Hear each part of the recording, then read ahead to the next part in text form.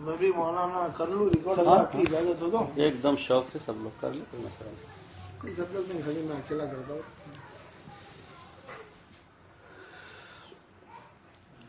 الحمد لله وكفى وسلام على عباده الذين اصطفى أما بعد فأعوذ بالله من الشيطان الرجيم بسم الله الرحمن الرحيم قل إن كنتم تحبون الله فاتبعوني يحببكم الله صدق الله العظيم. حضرات علماء کرام اور میرے عزیز ساتھیوں، ایسے رکھ دیجیے، اطمینان رہے گا.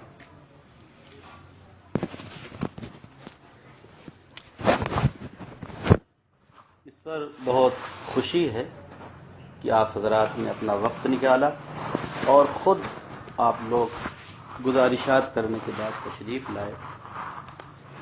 اللہ تعالیٰ آپ حضرات کو جزائے خیر عطا فرمائے.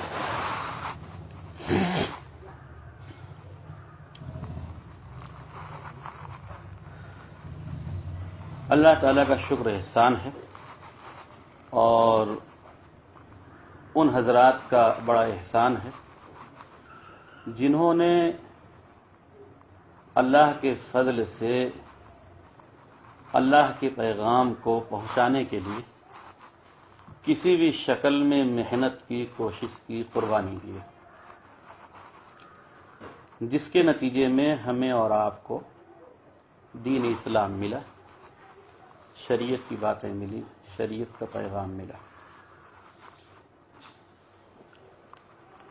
موجودہ دور میں حضرت مولانا الیاس رحمۃ اللہ علیہ نے بھی بہت محنت کی اور بہت کوشش کی اور بڑی قربانیاں دی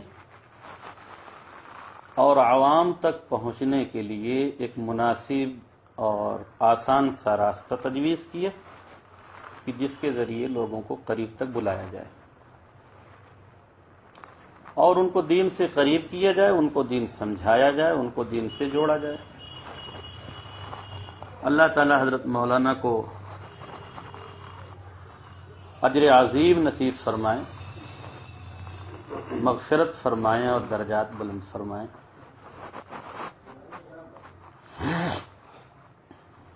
اس مختصر سے وقت میں بہت تفصیلی گفتگو نہیں ہو سکتی ہے، لیکن کچھ بنیادی گفتگو ہو سکتی ہے.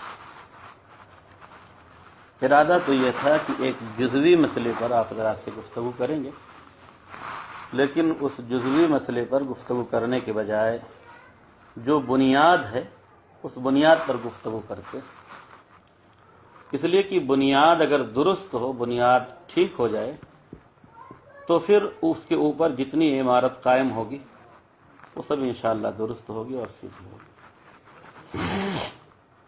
بنیاد میں سب سے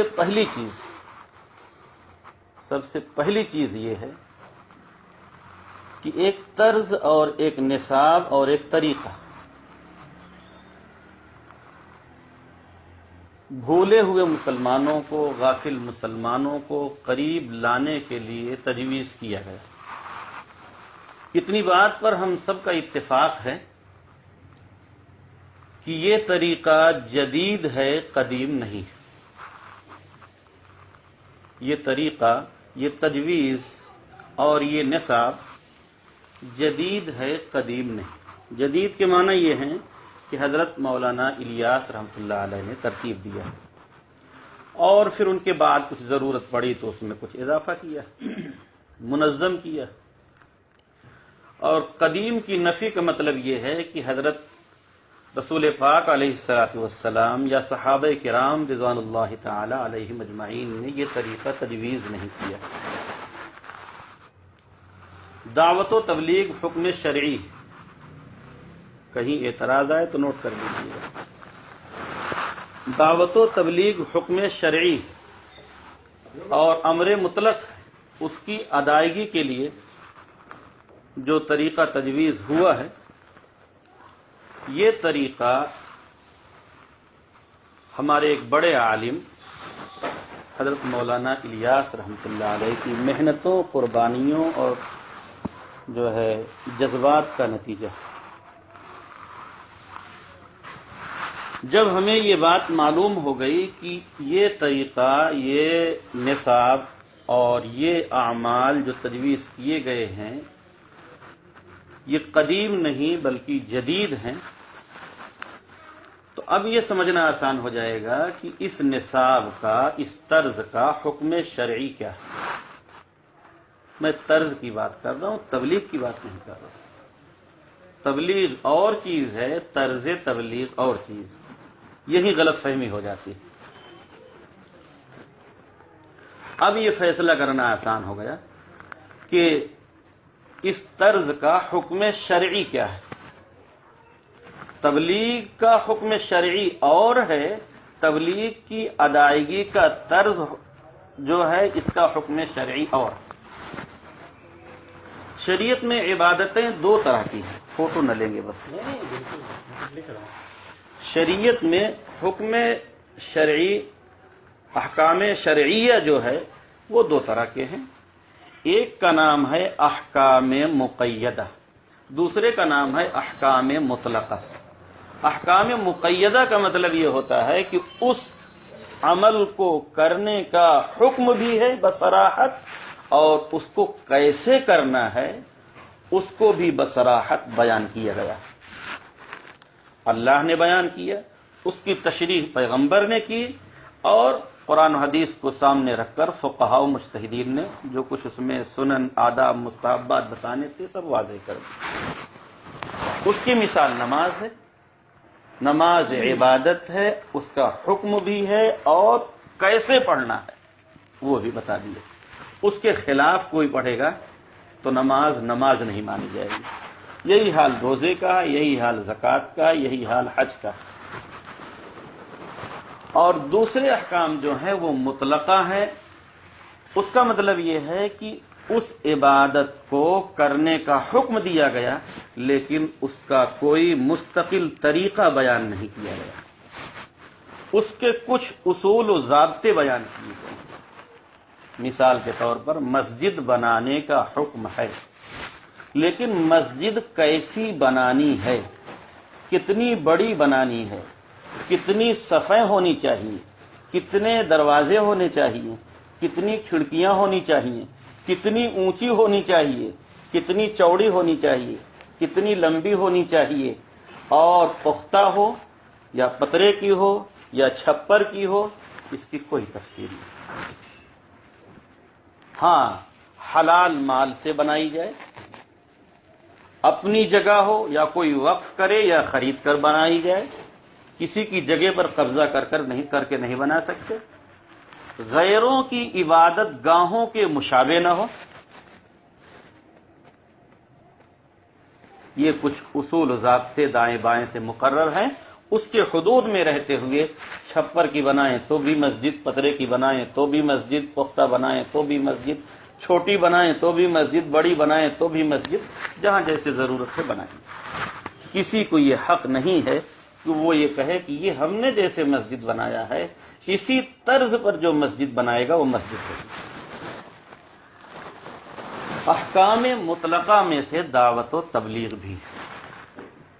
دعوت اور تبلیغ کا حکم اللہ و رسول نے دیا ہے، لیکن کیسے کیسے اس کو ادا کرنا ہے، اللہ کا پیغام کیسے کیسے پہنچانا ہے وہ مقرر نہیں کیا کہ فقط ممبر و محراب چڑھ کر بیٹھ کر بیان کریں گے، یا فقط کتابیں لکھیں گے، یا فقط ملتے جلتے نصیحتیں کریں گے، یا تحریکات کی شکل میں کریں گے، یا انفرادن کریں گے، یا تعلیم کی شکل میں کریں گے، یا تزکیہ کی شکل میں کریں گے۔ بہت سارے اس کے طرق ہو سکتے بشرطے کی جائز طریقے اختیار کیے جائیں، اس میں ناجائز امور شامل نہ کیے جائیں۔ یہ تو احکام مطلقہ اور احکام مقیدہ کی تفصیل ہے۔ احکام مطلقہ کے بارے میں اصول اور قواعد میں یہ لکھا ہوا ہے کہ اس کے جتنے افراد ہوتے ہیں وہ سارے افراد مباح ہوتے ہیں۔ اس کی ادائیگی کے جتنے طریقے بندے تجویز کرتے ہیں ان کا درجہ اباحت کا ہوتا ہے۔ جب کسی چیز کی ادائیگی کا طریقہ فقط ایک ہی رہے گا تو واجب ہو جائے گا، اور جب کسی چیز کے طریقے کی ادائیگی کئی شکلوں پر موقوف ہے اور پھر اس طرز کو بندے بناتے ہیں تو اس کا حکم یہ ہے کہ وہ فقط مباح رہتا ہے، نہ فرض ہوتا ہے، نہ واجب ہوتا ہے، نہ سنت مؤکدہ ہوتا ہے، نہ مستحب ہوتا ہے، فقط مباح ہوتا ہے۔ چنانچہ آپ دارالعلوم دیوبند کے فتاوی ابھی جو جدید ہیں اس میں بھی ویب سائٹ پر دیکھ لیں، آپ کو یہ صراحت کے ساتھ ملے گا کہ تبلیغی جماعت کا طریقہ جو ہے یہ مباح ہے۔ اب دارالعلوم دیوبند نے صاف طریقے پر بتا دیا ہے، اور قواعد بھی یہی کہتے ہیں۔ پوری تفصیل دیکھنی ہو تو الکلام البلیغ فی احکام التبلیغ میں تفصیل کے ساتھ اس پر کلام ہے، اور الاعتصام کے اندر عربی زبان میں ہے، اس میں پوری تفصیل ہے۔ اور مباح کہتے ہیں کہ اس کو جو اختیار کرے تو کوئی ثواب نہیں، چھوڑے تو کوئی گناہ نہیں۔ یہ تعریف کہاں لکھی ہے؟ تعلیم الاسلام میں لکھی ہے۔ مفتی کفایت اللہ صاحب مفتی اعظم دارالعلوم دیوبند نے جو مرتب کی ہے تعلیم الاسلام 4 حصوں میں، اس میں یہ تعریف لکھی ہوئی ہے، اور یہی تعریف تقریباً ہر جگہ ملے گی۔ یہ میں طریقے کی بات کر رہا ہوں، تبلیغ کی بات نہیں کر رہا، اس لیے کہ یہ طریقہ بندوں نے تجویز کیا ہے، ضرورت پڑے گی تو اس سے ہٹ کر بھی طریقے تجویز کیے جائیں گے۔ میں نہیں کہہ رہا ہوں کہ اس طریقے کو چھوڑ دیا جائے، اور میں یہ بھی نہیں کہہ رہا ہوں کہ اس طریقے کے فائدے نہیں ہیں یا اس طریقے میں نفع نہیں ہے۔ میں اس طریقے کے حکم شرعی کے بارے میں بیان کر رہا ہوں کہ شریعت کا فیصلہ، اصول و ضابطہ کا فیصلہ اس طرز خاص کے بارے میں کیا ہے۔ اگر یہ حدود شریعت میں ہو کہ اس کا حکم شرعی جو بیان کیا ہے ہمارے اہل علم حضرات نے، وہ مباح کا ہے۔ اور پھر دوسرے قواعد حضرت تھانوی رحمۃ اللہ علیہ کے کتابوں میں بھی بارہا ملیں گے کہ مباح کے ساتھ فرض جیسا معاملہ بھی نہیں کر سکتے، واجب جیسا معاملہ بھی نہیں کر سکتے۔ اہل علم جو علماء حضرات ہیں وہ بہت آسانی سے سمجھ جائیں گے، اور لوگ بھی سمجھ سکتے ہیں۔ اس کے ساتھ سنت مؤکدہ جیسا بھی معاملہ نہیں کر سکتے۔ کسی بھی عمل کو اس کے درجے سے بڑھانا بھی جرم ہے اور گھٹانا بھی جرم ہے۔ فرض کو مباح یا سنت کہنا، یا سنت و مباح کو مستحب کو فرض کہنا، دونوں غلط ہے۔ جس چیز کا جو حکم ہے وہی حکم بیان کرنا اور اس کے ساتھ اسی انداز کا معاملہ کرنا، اسی انداز کا معاملہ کرنا، یہ اعتدال ہے، یہ اعتدال ہے، یہ حکم شرعی۔ اب کیسے پہچانیں کہ اس کے ساتھ معاملہ حکم شرعی، اس کے ساتھ معاملہ مباح جیسا ہو رہا ہے یا فرض جیسا ہو رہا ہے یا سنت و واجب جیسا ہو رہا ہے؟ اس کو کیسے ہم پہچانیں؟ پہچاننے کی بھی ضرورت ہے۔ جو طریقہ ہم جیسے بندے رائج کریں گے حدود شریعت کے دائرے میں ضرورت اور احوال کی بنیاد پر، اس کے فضائل قرآن و سنت میں نہ ملیں گے، اس کے فضائل قرآن و سنت میں نہ ملیں گے۔ اب اس کے فضائل اگر ہم قرآن و سنت سے بیان کریں گے تو قرآن و سنت میں جتنے احکامات ہیں، یا تو وہ فرض ہوگا، یا تو وہ واجب ہوگا، یا تو وہ سنت ہوگا، یا تو وہ مستحب ہوگا، اور آخری یہ ہے کہ مباح ہوگا۔ مثلا رسول پاک علیہ الصلوۃ والسلام نے ضرورت پر ایک مرتبہ کھڑے ہو کر پیشاب فرمایا، تو علماء فرماتے ہیں کہ یہ مباح ہے۔ پیغمبر علیہ الصلوۃ والسلام ایک مرتبہ جو عمل کریں اس سے مباح ثابت ہوتا ہے، جس عمل کو کبھی کبھی کریں کبھی چھوڑ دیں اس سے مستحب ثابت ہوتا ہے، اور جس عمل کو اکثر و بیشتر کریں، پابندی کے ساتھ کریں یا تاکید کریں، وہ سنت مؤکدہ قرار پاتا ہے۔ اکثر و بیشتر کیا برابر کرتے ہیں، اور اس کے آگے بڑھ کر جب پابندی ہوتی ہے اور تاکید ہوتی ہے اور اس کے خلاف وعیدیں ہوتی ہیں تو واجب اور فرض درجے کا ہوتا ہے. پھر فرض کی بھی قسمیں نکلتی ہیں کہ بعض کا تعلق ہر ایک کی ذات سے ہوتا ہے وہ فرض عین ہوتا ہے، اور بعض کا تعلق کچھ افراد سے ہوتا ہے وہ فرض کفایہ ہوتا ہے. مثلا نماز جنازہ کچھ لوگ پڑھ لیں تو ادا ہو جائے گا، وہ فرض کفایہ، اور باقی نمازیں ہر ایک کی ذات سے متعلق. بہرحال یہ ایک بات ہے. بندے جو طرز نہیں درمیان میں اگر روک لیں گے تو بات بگڑ جائے گی. میں قلم کاغذ دے دیتا ہوں. کی بات نہیں ہے، یہ بات نہیں. اگر آپ بہت ساری باتیں ایک ساتھ کریں گے نا تو سمجھنے والوں کو بھی مشکل ہو جائے گا. نہیں آپ ابھی اس کو اجمالاً میں اگر ایک دو بات کہوں آپ سے تو آپ کہیں کہ ہاں میری یہی منشا ہے، مجھ کو سمجھ جائیں گے. مجھ کو کہنے اصل میں تقریر ہو جائے گی، وقت ہو جائے ہاں گا. تقریر ہی کا ارادہ ہے.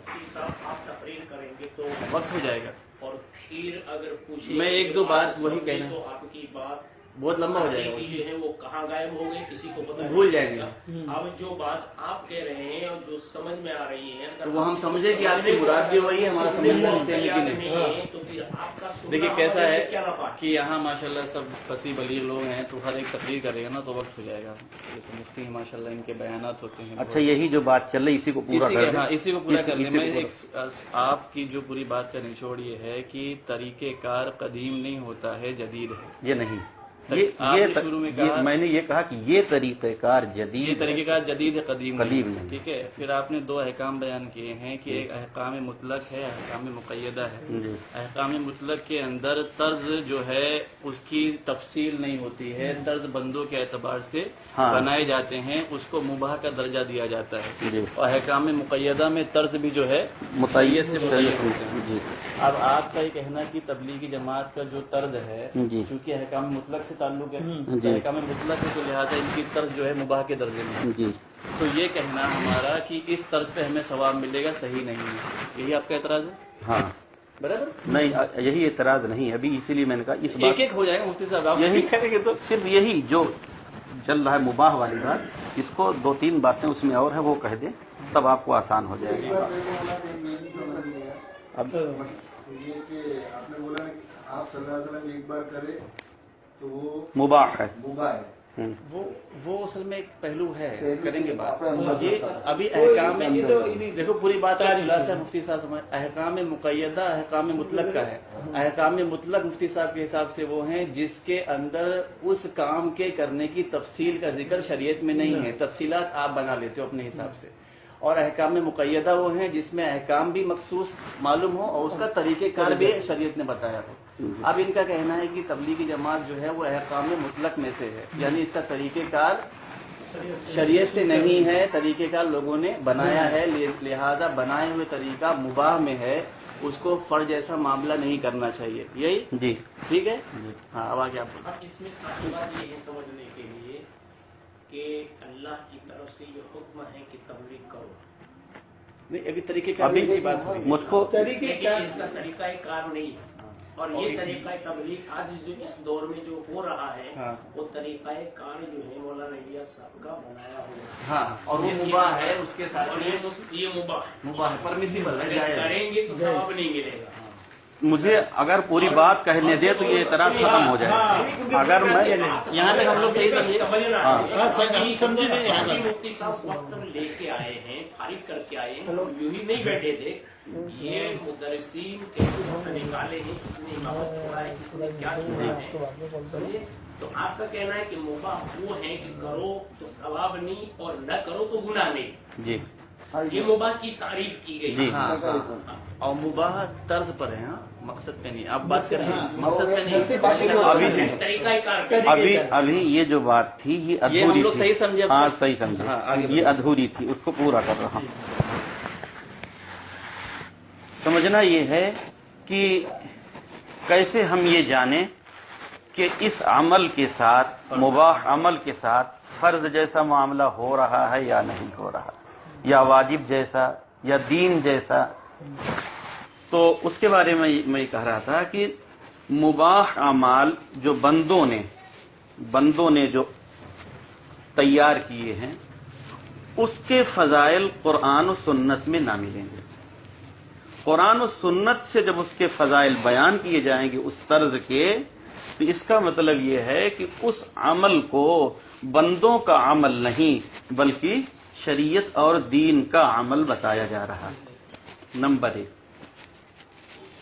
نمبر 2، شریعت کے اعمال جو فرض، واجب اور سنت مؤکدہ درجے کے ہیں، ان کو چھوڑنے والے پر فرض چھوڑتا ہے تو اس کی وعید ہے، واجب چھوڑتا ہے تو اس کی وعید ہے، سنت مؤکدہ چھوڑتا ہے تو اس حساب سے اس پر گناہ ہے، مستحب پر کے چھوڑنے پر گناہ نہیں۔ یعنی امر دینی، امر شرعی جو ہوتا ہے، جب اس کو کوئی چھوڑتا ہے، ترک کرتا ہے، تو کچھ نہ کچھ اس پر گرفت اور اس پر گناہ، اور ہمارے ذہن میں آتا ہے کہ یہ غلط کر رہا ہے۔ لیکن بندے کا جو تجویز کیا ہوا طریقہ ہو، اس کے خلاف اگر کوئی چل رہا ہے تو بندے کو یہ حق نہیں ہے کہ وہ یہ کہے کہ یہ غلط راہ پر جا رہا ہے اس طرز کو چھوڑنے کی وجہ سے۔ مثلا ایک آدمی جماعت میں کبھی نہیں جاتا لیکن سنت و شریعت پر چلتا ہے، تو کسی کو یہ حق حاصل نہیں ہے کہ وہ یہ کہے کہ یہ غلط راہ پر جا رہا ہے، صرف اس بات کو بنیاد بنا کر کہ ہماری جماعت میں نہیں جاتا۔ یہ دوسری پہچان ہے۔ اگر یہ کہا جائے یا یہ سمجھا جائے کہ یہ جماعت میں نہیں لگتا اس لیے غلط راہ پہ جا رہا ہے، باوجود ہے کہ وہ سنت و شریعت کا پابند ہے، تو یہ دوسری پہچان ہوگی کہ اپنے بنائے ہوئے نظام کو جو کہ مباح تھا اس کو دین سمجھا جا رہا۔ یہ دوسری مثال ہوگی۔ تیسری مثال، جب یہ مباح ہے تو اس کو بیانات میں یہ کہنا کہ یہ بہت اونچا کام ہے، یا یہ لفظ نہ اختیار کرنا، ایسا انداز اختیار کرنا کہ جس سے مخاطب یہ سمجھے کہ بہت اونچا ہے، یا بصراحت یہ کہنا کہ یہ نبیوں والی سنت ہے۔ دعوت و تبلیغ تو نبیوں والی سنت ہے، ہم طرز کے بارے میں بات کر رہے ہیں، طریقہ کے بارے میں بات کر رہے ہیں، اس فرق کو واضح رکھیں۔ نبیوں والی سنت ہے، صحابہ والی سنت ہے، رسول پاک علیہ السلام کی سنت ہے، تو اب اس طرز خاص کو کہنا کہ نبیوں والی سنت ہے، اس کا مطلب یہ ہے کہ اس طرز خاص کو جو مباح تھا اس کو دین بنا دیا۔ اور یہ مسئلہ بالکل صاف ہے کہ غیر دین کو دین سمجھنا یا دین کہنا یا دین بنانا یا غیر دین پر ثواب کی امید رکھنا یہ بدعت ہے۔ تو سب اب تھوڑی بات کریں، ابھی تھوڑا سا رہ گیا۔ آپ تھوڑا دو سانس لے لو، تھوڑا مزہ آئے گا اس میں۔ ہاں کہیں ایسا ہو رہا ہے جس سے میں نے پہلے بات کا خلاصہ اس لیے کر دیا، اس لیے خلاصہ کر دیا کہ ایسا نہ ہو کہ آپ سمجھانا کچھ چاہ رہے ہیں ہم سمجھ کچھ اور رہے ہیں، برابر؟ صحیح بات۔ اب انہوں نے یہ بات جو اعتراض ان کا یہ ہے کل ملا کر کہ تبلیغ کا کام احکام مطلق ہے، اور احکام مطلق کے اندر طرز کی قید نہیں ہوتی، طرز خود کے بنائے ہوئے ہوتے ہیں، ٹھیک ہے؟ لہذا خود کے بنائے ہوئے طرز کو شریعت نہیں کہہ سکتے، ٹھیک ہے؟ یہی آپ کا اعتراض ہے۔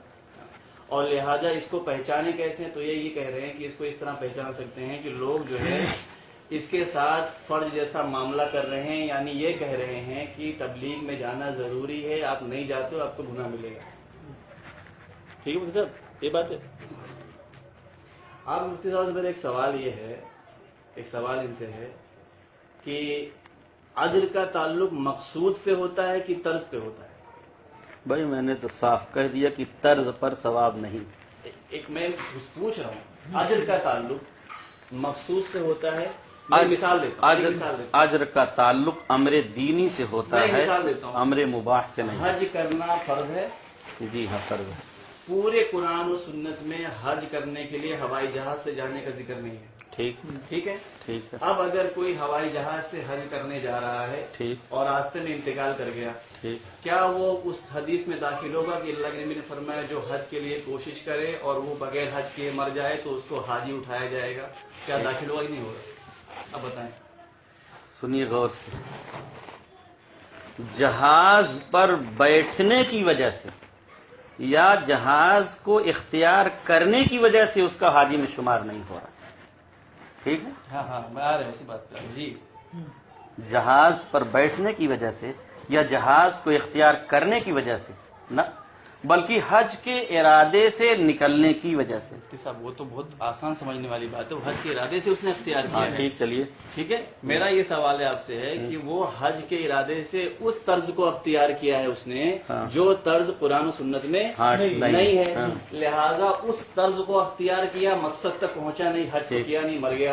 تو کیا اللہ کے رسول نے فرمایا کہ جس نے حج کا ارادہ کیا اور حج کے لیے گیا اور پہنچ نہیں پایا اور راستے میں مر گیا، وہ حاجی اٹھایا جائے گا کہ نہیں اٹھایا جائے گا؟ یہ ایروپلین میں مر جانے والا اس حدیث میں داخل ہوگا کہ نہیں ہوگا؟ ہم سے یہ پوچھیں کہ اس طرز کو اختیار کرنے پر اس کو کوئی ثواب ملا کہ نہیں ملا؟ بھائی مفتی صاحب ہم جو سمجھانا چاہتے ہیں اس طرز کو، اس جہاز کو اختیار کرنے پر بر بنائے جہاز. مفتی صاحب نہیں، یہ علمی بحث ہے. علمی بحث ہی میں کہہ رہا ہوں. آپ جو کہہ رہے ہیں نا کسی بھی طرز پر کوئی ثواب نہیں ہاں، ہوتا. ہر طرز ذرائع ہوتے ہیں مقصد کے حصول کے لیے. ہاں ٹھیک. آپ رکشے میں بیٹھنے پہ کیا ثواب ہے؟ رکشے میں بیٹھنے کوئی پہ ثواب ثواب نہیں ہے، رکشہ پکڑ کے مسجد تک جانے پہ ثواب ہے. ہاں، طرز پہ کوئی ثواب نہیں ہوتا، رکشہ استعمال پر کوئی ثواب کوئی ثواب نہیں. تو ہاں. یہ تو عقل میں موٹی عقل والی ہاں، بات ہے، اس ٹھیک. پر میں کوئی بحث بھی نہیں کروں گا تو بیوقوف ہوں میں. ہاں ٹھیک. ہر عمل کے لیے ایک عمل ہوتا ہے، وہاں تک آپ کو پہنچنا ہے، وہ آپ کا مقصد ہے. ہاں، برابر ہے. ٹھیک. اس مقصد کے حصول کے لیے ہم جو بھی طریقہ کار اختیار کر رہے ہیں، آپ کا کہنا ہے کہ اس طریقہ کار پہ ثواب نہیں ہے. ٹھیک. یہی ہے اعتراض، کیونکہ وہ طریقہ کار سنت شریعت میں نہیں ہے. میرا سوال پھر ہے کہ ہوائی جہاز میں نے اختیار کی ہے حج کے حصول کے لیے، لیکن ہوائی جہاز کا ذکر شریعت میں نہیں ہے، تو کیا ہوائی جہاز پہ جانے والا اگر چھوٹ گیا، ہوائی جہاز مر گیا، تو اس کو وہ حدیث میں شامل کیا جائے گا کہ نہیں کیا جائے گا جس میں ہے کہ حج کرنے والا حج کو جائے، راستے میں انتقال کر جائے، حاجی بنایا جائے؟ وہ تو مسئلہ میں نے خود ہی صاف کر دیا کہ میں دعوت و تبلیغ کی بات نہیں کر رہا ہوں، میں طرز کی بات کر رہا ہوں. تو حضرت دعوت و تبلیغ کے جتنے بھی طرز ہیں حصول دین کے لیے ہیں، آپ کہاں جا رہے ہیں؟ اسی لیے اب ہم کو پورا کہنے دیجیے، تب آپ کو بات سمجھ میں آئے گی. ادھوری بات پر چھیڑ دیں گے تو بات سمجھ میں نہیں، یہاں تک ہم صحیح ہیں. سنیے بات تو ہو نا، سنیے. ایک بات میری بات سنیے. پوری دنیا میں جتنے بھی کام ہوتے ہیں، ٹھیک ہے، وہ کام جو ہے اللہ کے کرتے نہیں ہیں، اس کام کے لیے انسان اپنی ذہنی کوشش لگاتا ہے. ٹھیک ہے، کوشش کا تعلق جو ہے وہ زمانے کے لوگوں کی سہولت کے اعتبار سے لگایا جاتا ہے. کوئی بھی کوشش کا ذکر شریعت میں نہیں ہوتا. شریعت میں حصول کوشش، کس چیز کے لیے حصول کی کوشش کی جا رہی ہے، اس کا اثر ذکر ہوتا ہے شریعت کے اندر. پورے قرآن اور حدیث میں مدارس کے نظام کا ذکر نہیں ہے. نہ 9 سال میں آپ مفتی ہیں، میں آپ کو مفتی نہیں مانتا ہوں. ہاں ٹھیک. میں نبی نے کہیں نہیں فرمایا کہ 12 سال میں مفتی بن رہے ہو تو مفتی کہا جائے. میں مفتی نہیں مانوں گا. ٹھیک. میں غلط ہوں کیا؟ نہیں غلط ہوں، کیونکہ میرے نبی نے کہیں نہیں فرمایا کہ 12 سال میں مفتی بنتا ہے. آپ کے مدارس کا نظام چل رہا ہے، آپ 3 مہینے میں امتحان لیتے ہیں، 6 مہینے میں امتحان لیتے ہیں، 9 مہینے میں عالم کا ڈگری دیتے ہیں، 11 مہینے مفتی بنا دیتے ہیں اس کو. ٹھیک. شریعت میں کہیں اس کا ذکر نہیں ہے. ٹھیک ہے، کیا آپ کا مفتی بن جانا اس طرز پر کہ 11 سال آپ نے اختیار کر کے مفتی بن گئے ہیں، کیا اس پر آپ کو اجر ملے گا؟ کیونکہ شریعت میں مفتی بننے کا یہ طرز نہیں ہے. جو طرز اختیار کر کے ہم وہاں تک پہنچے ہیں، اس نفس طرز پر ایک رتی کے برابر ثواب نہیں ملے گا. آپ کا مفتی بننا ثواب ہے کہ نہیں؟ دیکھیے، اسی کو میں نے پہلے صاف کیا، آپ نے غور نہیں کیا. میں نے کہا دعوت و تبلیغ، اب آپ مفتی بننے کی بات کر رہے ہیں نا. دعوت و تبلیغ پر ثواب ہے، طرز پر ثواب نہیں. پہلے آپ سنیے پورا، تب آپ کا اشکال حل ہو جائے گا. اس طرز کو اختیار کر کے جب اندر گھسیں گے، آپ بات پوری کہنے نہیں دیتے. طرز کو اختیار کر کے آپ پہنچ گئے، اب آپ اعمال کرتے ہیں. چاہے ہم اس طرز کو اختیار کیے بغیر نماز پڑھیں، اور آپ طرز اختیار کر کے وہاں جا کے نماز پڑھ رہے ہیں، آپ تلاوت کر رہے ہیں، آپ مذاکرہ کر رہے ہیں، آپ مشورہ کر رہے ہیں، آپ لوگوں کو پہنچ کر سمجھا رہے ہیں. اب یہ جو اعمال شریعت کے ہیں، اب ثواب ملے گا. ہم طرز کی بات کر رہے ہیں. ایک مفتی صاحب، اگر آپ اس طرح سے بات کریں گے تو مجھے بڑا شرم آ رہی ہے. کیا؟ کوئی بھی دعوت و تبلیغ کا طرز جو ہے وہ اس کی حصول تو ثابت ہے نا. میں کہہ رہا ہوں 3 دن جانے کا اصل مقصد کیا ہے زندگی میں؟ دین نہیں، کوئی برائے مقصد کی تھوڑی. ابھی ہم جو کہنا چاہتے ہیں وہ آپ نہیں سمجھ رہے. بغیر کسی طرز کے उसूल तक तो पहुंच नहीं सकता, पहुंच नहीं सकता है। दुनिया आप बता रहे हैं कि उसूल पर सवाब है, तर्ज पर सवाब नहीं। तर्ज तो उसूल के लिए है, तकरार जो है ये तो आप ऐसी बात कर रहे हैं समझ सकते हैं कि मैं क्या तकरार कर रहा हूँ। ये कंफ्यूज उम्मत को आप किस नैया में बिठाना चाहते हो और कहाँ ले जाना चाहते हो? नहीं, थोड़ा सा रुकिए। अभी भाई हम अगली गुफ्तगू करेंगे। थोड़ा सा रुकिए। आप एक बार फिर सुनिए। सुन रहे हैं, हम लोग सुन रहे हैं, समझ भी रहे हैं। हाँ, तो इसलिए तो आपसे बात कर रहे हैं। थोड़ी देर अगर समझते नहीं इसको, अभी भाई एक मिनट, मैं से बात करने दो। एक आदमी बात कर, मैं से बात कर रहा हूँ। मुझे एक जवाब ये दे दें, मुझे एक जवाब दे दें।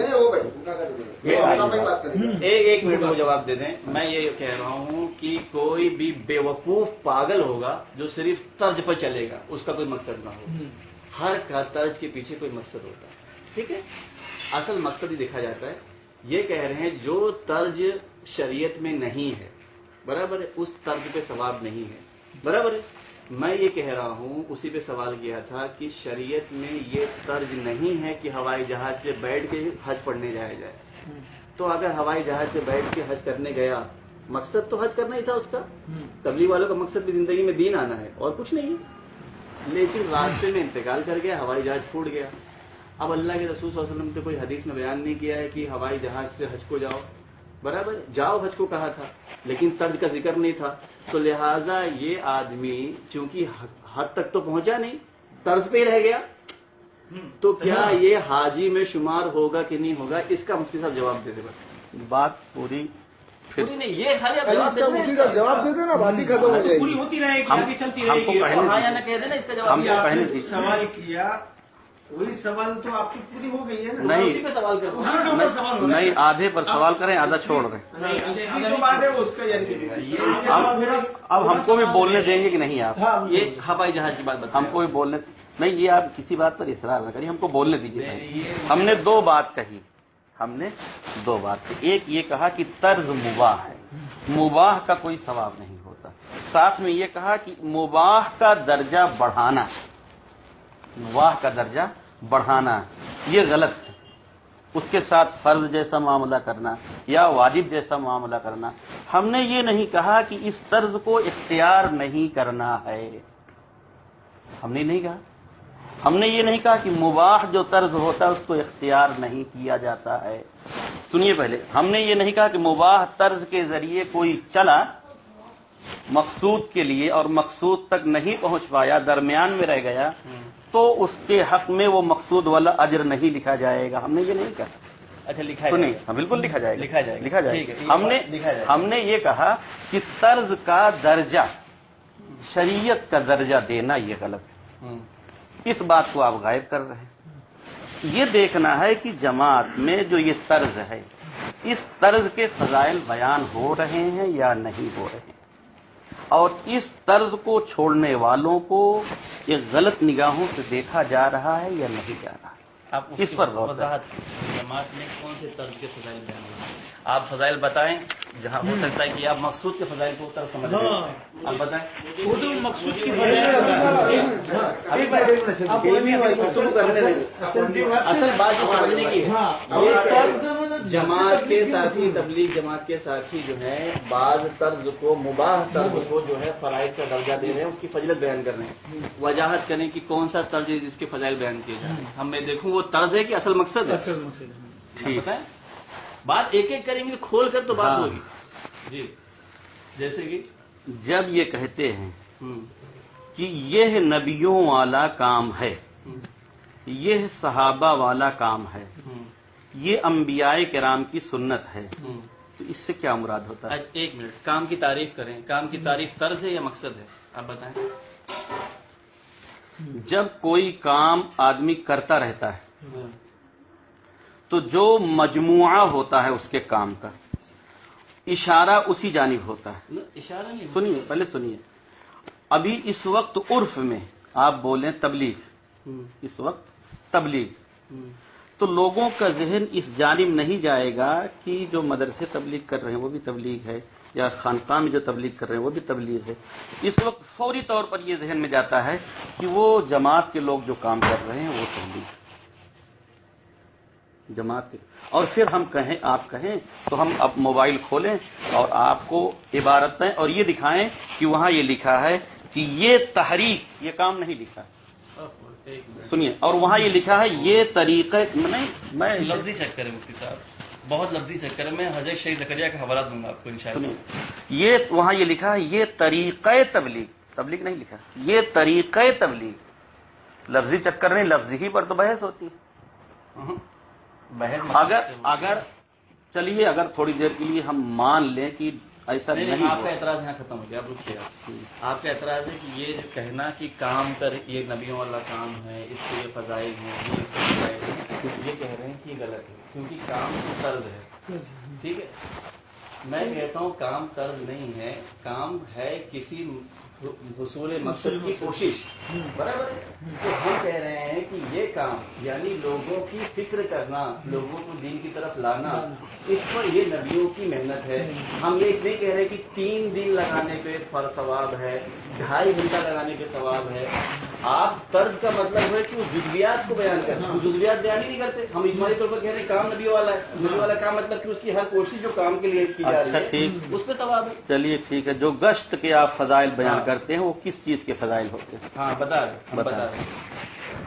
आपसे बड़े मैं मानता हूँ मौलाना शेख ज़करिया रहमतुल्लाह अलैह को, और उनको बहुत बड़ा आलिम मानता हूँ मैं। ठीक है, उनसे पूछा गया कि गश्त के फजाइल में आप लोग कैसे हदीसें बयान कर देते हैं कि गश्त में जिहाद की हदीसें बयान कर देते हैं। तो हजरत शेख ने 4 सफ़े पे जवाब दिया।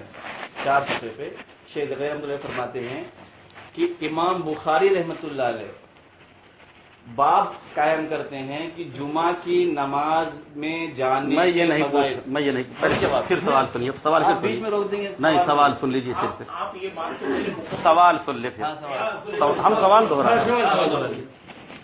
हम ये नहीं कह रहे हैं कि गश्त पर आप जिहाद के फजाइल क्यों बयान करते हैं, हम ये सवाल नहीं करते। गश्त के फजाइल क्यों बयान करते हैं? गश्त के जो फजाइल बयान करते हैं ये गश्त दीन है या गश्त तरीका है, ये बताएं।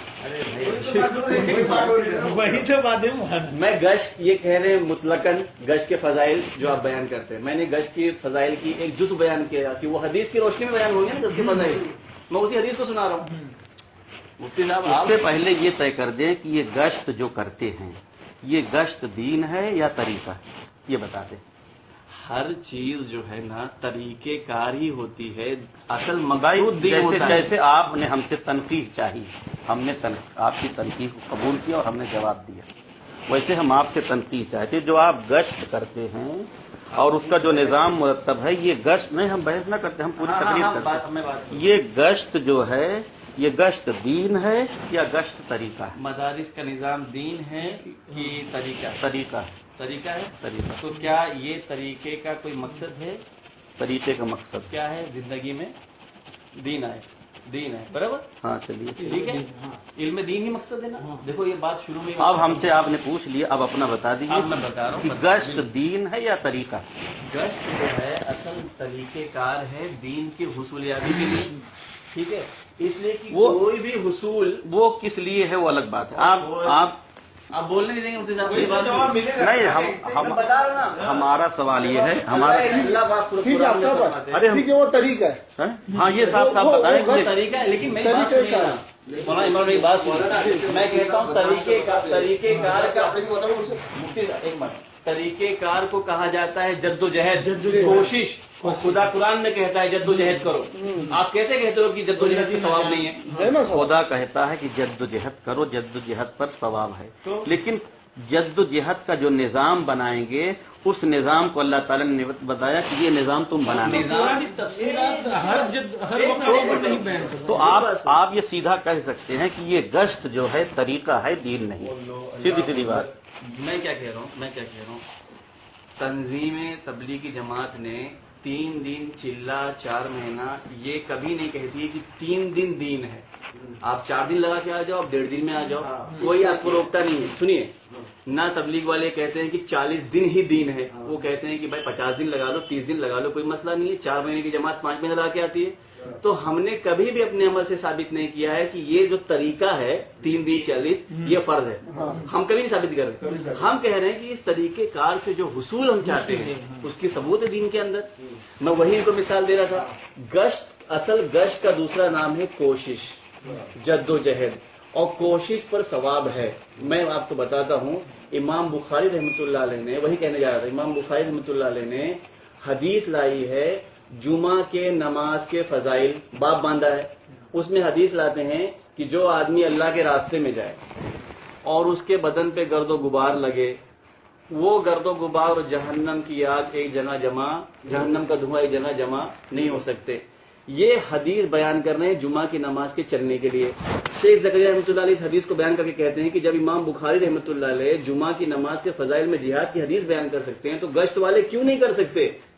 یہ شیخ زکریا کا جواب ہے، میرا جواب نہیں. آپ کتاب لکھوں گے پھر آپ بھائی ابھی تو ہم کوشش کیا بتا رہے ہیں نا. ابھی وہ کس کے فضائل بتا رہے ہیں؟ گشت کے. گشت نام کوشش کا ہے اور کوشش جد و جہد سے ہے. جد و جہد پہ ثواب ہے جب تمہاری نیت دین کے صحیح مقصد کی. حضرت شیخ زکریا رحمۃ اللہ علیہ نے جہاں یہ بات لکھی ہے وہاں گشت والی بات نہیں لکھی ہے جو آپ جوڑ رہے ہیں. حضرت شیخ زکریا رحمۃ اللہ علیہ، سنیے میں بتا رہا ہوں، دکھا دیتا ہوں. ہاں آپ کھول سکتے ہیں. حضرت شیخ زکریا رحمۃ اللہ علیہ نے ایک اعتراض کا جواب دیا ہے. وہ اعتراض کیا ہے کہ فی سبیل اللہ عام ہے یا خاص. اس کے جواب میں امام بخاری رحمۃ اللہ علیہ کی اس روایت کو پیش کیا ہے کہ فی سبیل اللہ عام ہے. گشت کی بحث وہاں نہیں. لفظ ہے. سنیے پھر آپ اس کا مطلب بحث کے انداز میں، میں ابھی نکالتا ہوں. نہیں، میں بحث کے انداز میں نہیں. میں نکالتا ہوں. تو یہ وعدہ کھڑا کہ تبلیغ جماعت والے گشت کے فضائل میں جہاد کری پہ گشت کا لفظ استعمال کیا. میں یہ کہہ رہا تھا کہ جو آپ کہہ رہے ہیں مسجد جانے کے لیے صراحت کے ساتھ حدیث ہے. یہ بھی حدیث ہے کہ وضو کر کے جائیں گے تو ہر قدم پر نیکی ملے گی. یہاں جو کوشش ہے، جو چلنا ہے، یہ بھی منسوخ ہے.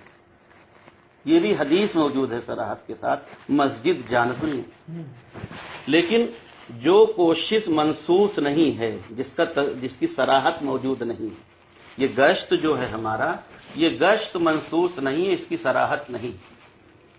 اور یہ نظام کی بات چل رہی کہ ہم نے ایک نظام مرتب کیا ہے. یہ ہمارا مرتب کیا ہوا نظام دین نہیں ہے، ایک طریقہ. اب اگر یہیں پر آپ یوں بیان کریں کہ ہم گشت کی فضیلت نہیں بلکہ دین کی فضیلت بیان کرتے ہیں تو آپ کو کوئی اعتراض نہ کرے. اللہ کے بندے مفتی صاحب، مجھے حیرت ہو رہی ہے. حقیقت میں آپ برا نہیں مانیں، میں کہہ رہا ہوں کہ کسی بھی مقصد کے حصول یابی کے لیے کوشش یا طریقہ کار کا نام جد و جہد ہوتا ہے. مانتے ہیں؟ ہاں ٹھیک. ہاں ٹھیک ہے. کیونکہ بغیر جد و جہد کے، بغیر کوشش کے، بغیر طریقہ کار کے کوئی چیز حاصلات نہیں کر سکتے. ہاں ٹھیک ہے. میں یہ مانتا ہوں کہ طریقہ کار منسوخ نہیں ہے، لیکن جس چیز کے لیے کوشش کی جا رہی ہے وہ تو منسوخ ہے. دین کی حصول یابی، ہر وہ دین کی حصول یابی مقصد جو حق ہو، جس کے فضائل ہوں، اس کے لیے جد و جہد کرنا بھی فضیلت ہے. آپ کہاں جا رہے ہیں؟ مجھے ایک بات بتائیے. اللہ کے نبی صلی اللہ علیہ وسلم حدیث میں آتا ہے کہ حج کرنے کے لیے جو آدمی جاتا ہے، سنیے، تو ابھی تو حج کرنے پہنچا نہیں، نہ اسے طواف کیا، ہر قدم پہ اتنی نیکی ملتی ہے. بھائی قدم پہ نیکی کیوں مل رہی ہے؟ جب حج کرے تب نیکی ملے نا. قدم تو ارکان میں نہیں ہے، لیکن قدم چونکہ جد و جہد ہیں، قدم چونکہ کوشش ہیں، اس لیے یہ ہوائی جہاز پہ خرچہ کرے گا تب بھی ثواب ملے گا، یہ پانی کے جہاز پہ خرچہ تب بھی ثواب ملے گا. اگرچہ یہ احکام نہیں ہے، احکام وہاں پورے ہوں گے، لیکن یہ جد و جہد میں شامل ہے. وہاں تک پہنچنے کے لیے اس جد و جہد کو بھی ثواب ہے. قدم پہ ثواب کیوں مل رہا ہے؟ لیکن کیا وہ یہ کہہ سکتا ہے کہ اختیار جہاز پر ثواب مل رہا ہے؟ کہنے کا حق ہے. پوری دنیا کے اندر کوئی پاگل ہوگا نا، وہ کہے گا کہ میں کسی چیز کو اختیار کرتا ہوں بغیر مقصد کے. یہ تو پاگل پن والی بات ہے. پہلے مقصد کو نہ جوڑیے، پہلے سبب پر بات کریے.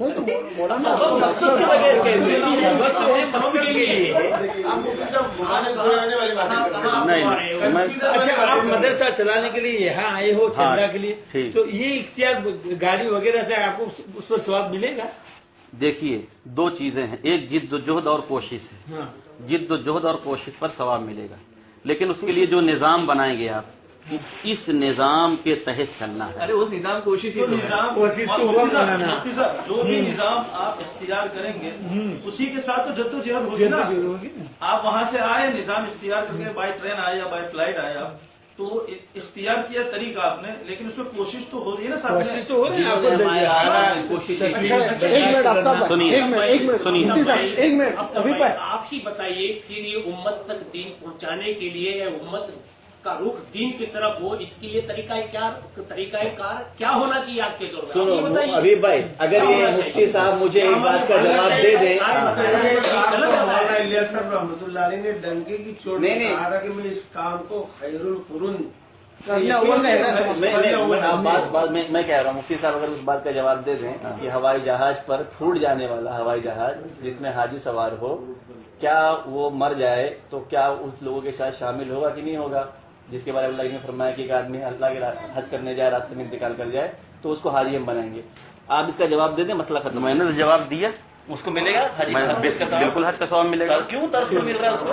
तर्ज पर नहीं मिल रहा, क्या इस पर मिल रहा है? जहाज इख्तियार करने पर नहीं मिल रहा है। मकसद की हुसूलियाबी के लिए जहाज मकसद की हुसूलियाबी के लिए वो जा रहा है, लेकिन वो फजाइल अपने तर्ज के या जहाज के नहीं बयान कर रहा। हाँ, तो वही मैं कह रहा हूँ, फिर मकसद के हुसूल के लिए तरीके का अब फिर आ गए अपनी जगह पर। अब देखिए, आप हज के फजाइल आप बयान करें, हज की जिद्दोजहद के फजाइल आप बयान करें, आप जो उमूर जमात में किए जाते हैं, जो उमूर दावत और तबलीग, दावत देना, कौम को समझाना, कौम को नमाज के लिए लाना, कौम को मस्जिद से जोड़ना, उसके आप फजाइल बयान करें।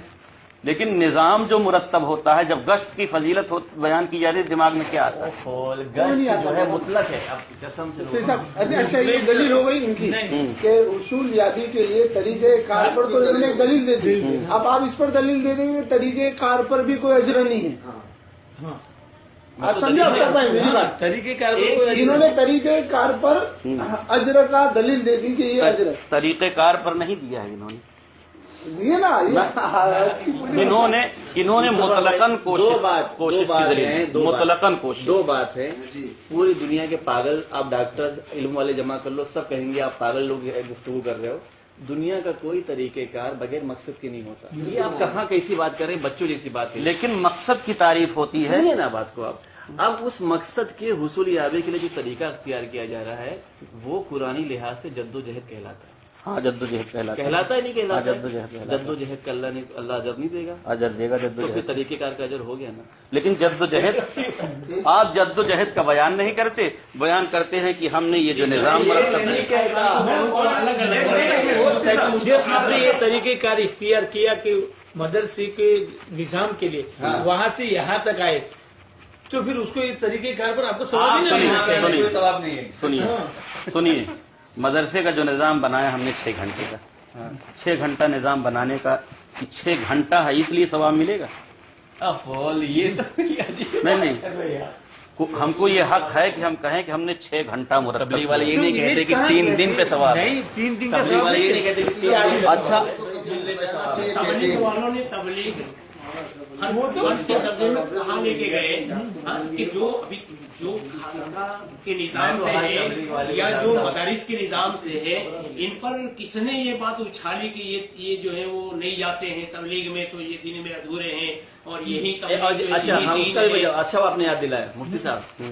किसी भी तंजीम की तर्जुमानी तंजीम के फर्द नहीं करते हैं, तंजीम का शुरू करने वाला करता है। ठीक है।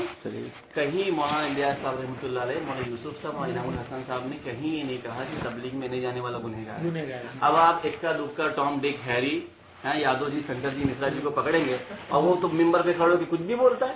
अब उसकी बात का हम दिखा नहीं करेंगे। अब अगर आप इजाजत दें तो जहां से आप नफी कर रहे हैं वहां से हम दिखाएं। क्या दिखाओगे? जो आप इनकार कर रहे हैं उसको हम दिखाएं। अब हाँ दिखाइए। हाँ दिखाने देना। किस जिम्मन में लिखा है देखते ना वो। अरे वो लोग इल्म के पहाड़ थे भैया।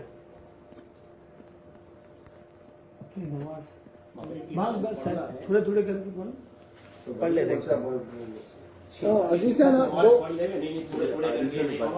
एक साथ में पढ़ लेंगे, अभी वक्त है, पढ़ लेंगे आप दिखा